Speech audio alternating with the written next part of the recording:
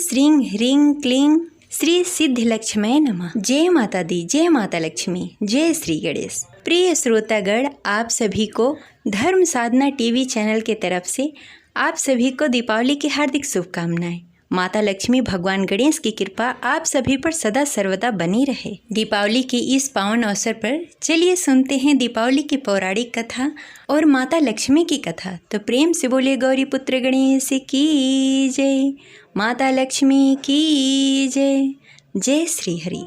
कथा शुरू करने से पहले इस वीडियो को लाइक करके कमेंट बॉक्स में लक्ष्मी नारायण की जय अवश्य लिखें। दीपावली की पहली कथा के अनुसार एक नगर में एक साहूकार रहता था। उसकी एक बेटी थी। वह रोजाना घर के सामने वाले पीपल के पेड़ में जल चढ़ाया करती थी। उस पीपल में माता लक्ष्मी का वास था। एक दिन उसी पीपल के पेड़ से माता लक्ष्मी प्रकट हो गई और साहूकार की बेटी से बोली, मैं तुमसे बहुत प्रसन्न हूँ, इसलिए तुझे सहेली बनाना चाहती हूँ। साहूकार की बेटी बोली, क्षमा कीजिए, मैं अपने माता पिता से पूछकर ही बताऊंगी।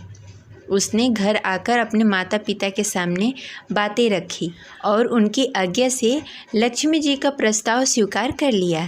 इस तरह वे दोनों सहेली बन गई। लक्ष्मी जी उससे बहुत प्रेम करती थी। एक दिन लक्ष्मी जी ने उसे भोजन के लिए बुलावा दिया। जब साहूकार की बेटी भोजन करने के लिए पहुंची तो लक्ष्मी जी ने उसे सोने चांदी के बर्तन में खाना खिलाया, सोने की चौकी पर बैठाया और उसे बहुत कीमती रेशमी वस्त्र ओढ़ने पहनने के लिए दिए। इसके बाद लक्ष्मी जी ने कहा कि कुछ दिन बाद मैं तुम्हारे यहाँ आऊँगी। तब साहूकार की बेटी ने हाँ कर दी और घर चली आई। उसने जब सारी बातें अपने माता पिता को बताई तो वे बहुत खुश हुए, लेकिन बेटी कुछ सोचकर उदास होकर बैठ गई। जब साहूकार ने इसका कारण पूछा तो उसकी बेटी बोली, लक्ष्मी जी का वैभव बहुत बड़ा है, मैं उन्हें कैसे संतुष्ट कर सकूंगी।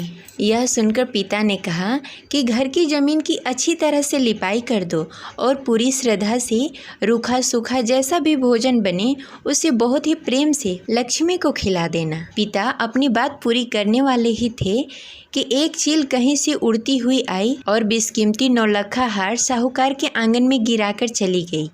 यह देखकर साहूकार की बेटी खुश हो गई। उसने पिता की बात मानी और घर को सुंदर तरीके से सजाया, जमीन की सफाई की, फिर लिपाई की। चील ने जो हार उसके घर पे गिराया था उसे बेचकर लक्ष्मी जी के लिए अच्छे अच्छे भोजन और व्यंजन बनाए। उन्होंने सोने की चौकी और रेशमी दुशाला खरीदा। जब लक्ष्मी जी घर आई तो साहूकार की बेटी ने उन्हें सोने की चौकी पर बैठने को कहा। इस पर लक्ष्मी जी ने कहा, इस पर तो राजा रानी बैठते हैं। इतना कहकर वह साफ जमीन पर आसन बिछाकर बैठ गई और बहुत ही प्रेम से भोजन किया। वह साहूकार के परिवार के आदर सत्कार से बहुत ही प्रसन्न हुई और उनका घर सुख संपत्ति से भर गए। हे माता लक्ष्मी, जिस प्रकार आपने साहूकार के परिवार पर अपनी कृपा बरसाई, दूसरी उसी तरह सबके घरों प्राचीन समय में एक गांव में एक गरीब ब्राह्मण रहता था। लक्ष्मी वह भगवान विष्णु का भक्त था। वह नियमित रूप से भगवान विष्णु की पूजा आराधना किया करता था। एक बार श्री हरि ने उस ब्राह्मण की पूजा से प्रसन्न होकर उसे वर मांगने को कहा। तब ब्राह्मण ने इच्छा जाहिर की कि माता लक्ष्मी का निवास उसके घर में हो। यह सुनकर विष्णु जी ने माता लक्ष्मी की प्राप्ति का मार्ग ब्राह्मण को बताया।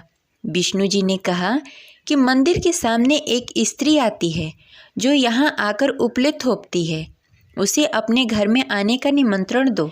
वह धन की देवी है। जब लक्ष्मी जी तुम्हारे घर आएंगी तो तुम्हारा घर धन्य धान्य से भर जाएगा। इतना कहकर भगवान विष्णु जी अंतर्ध्यान हो गए। अगले दिन सुबह 4 बजे से ही मंदिर के सामने ब्राह्मण आकर बैठ गया। कुछ ही देर में लक्ष्मी जी उपले थोपने के लिए वहीं आई। ब्राह्मण ने उनसे अपने घर आने का निमंत्रण दिया। यह सुनकर लक्ष्मी जी को समझ में आ गया कि यह सब विष्णु जी ने ही उससे करने के लिए कहा है। तब उन्होंने ब्राह्मण से कहा कि तुम महालक्ष्मी व्रत करो। यह व्रत 16 दिनों तक चलेगा।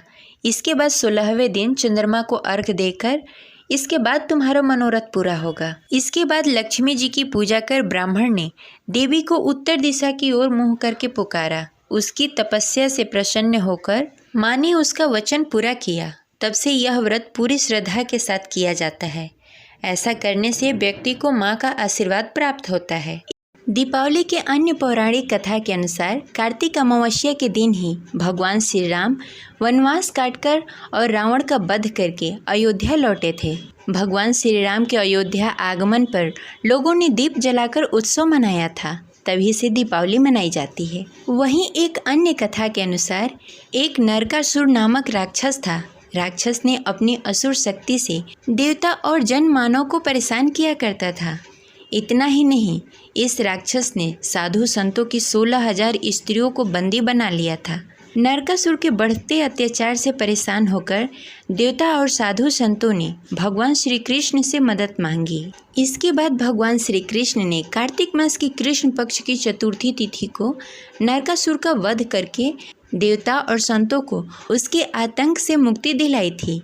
इसके साथ ही उन्होंने 16,000 स्त्रियों को कैद से मुक्त कराया था। कहते हैं कि इसी खुशी में दूसरे दिन यानी कि कार्तिक अमावस्या के दिन लोगों ने घरों को दिए से सजाया था।